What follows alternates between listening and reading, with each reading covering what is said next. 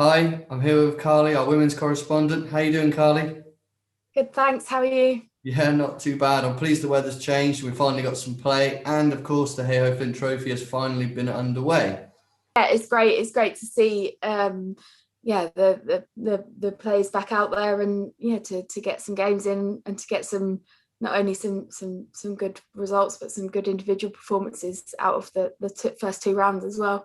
Nice, like it. Right, so then without further ado, we'll kick start with last Saturday, the 29th of May, the first or the opening round of fixtures. So on to our opening game, which was the Northern Diamonds against the Central Sparks. The Central Sparks won the toss and they elected to field first.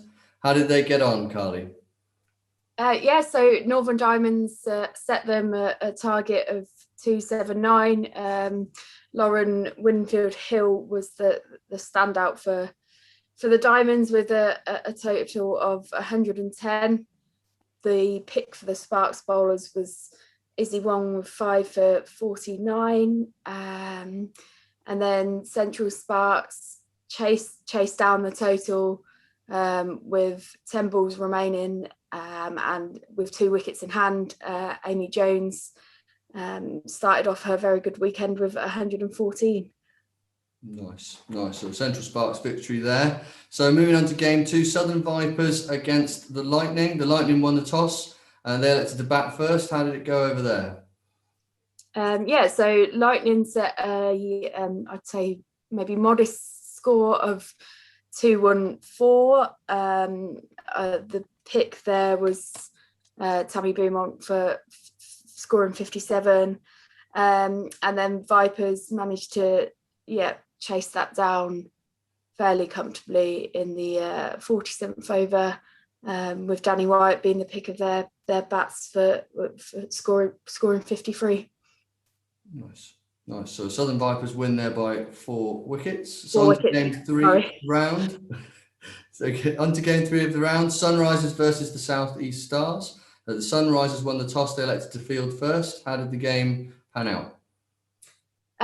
So South East Stars set a very good total of 324 for 7 in their 50 overs, with Sophia Dunkley scoring at 104 not out from 93 balls. And the Sunrisers fell fairly short for their 10 wickets. They got 189. They were bowled out in the 40th over. So South East Stars won by 135 runs, with the pick of the bowlers being Tash Ferret 5 for 33. Well, it's a good effort from her, and I think one of our only not outs of the round. So good for Sophia to carry her bat there. So on to the final game of the round, Western Storm versus the Thunder. The Thunder won a toss. They elected to bat first. How did it go? So they put on 291 for 8 off their 50 overs, and the pick of the bat in there was Emma Lamb, who scored 121. Although unfortunately for her, it was slightly in vain, as Storm chased down that total. A close chase, but they did chase it down with 1 wicket to spare in the last over. And the pick of the bat in there was Heather Knight and Anna Shrubsole, 61 not out at the end of the game. Oh, brilliant. So they're just clinching victory there for the Storm. So on to round 2, which came around really fast on Bank Holiday Monday. So our first game in the lineup would win the Central Sparks against the Western Storm. The Western Storm won the toss and they elected to field first. How did this game go on up at I think it was around Birmingham or Edgbaston? Yeah, that's right. Yeah, Justin.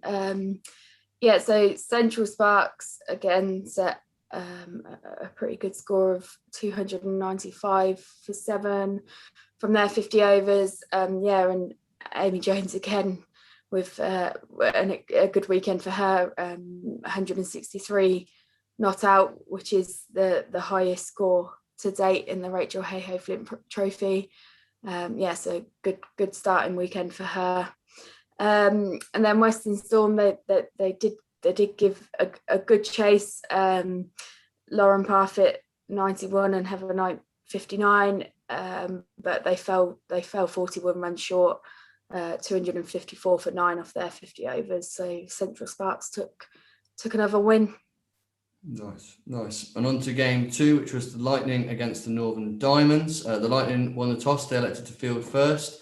How did it go on? It was quite a low scoring game. I think probably just about the lowest, or not quite, nearly one of the lowest scores of the 2 rounds so far. Northern Diamonds set a score of 151 all out, which I think Lightning would have been thinking, yep, we can absolutely chase that down. But yeah, then the bowlers for Diamonds turned it round and bowled Lightning out for 145 with just over and over to go. So Diamonds took the win by 6 runs. Good, a little low scoring thriller there.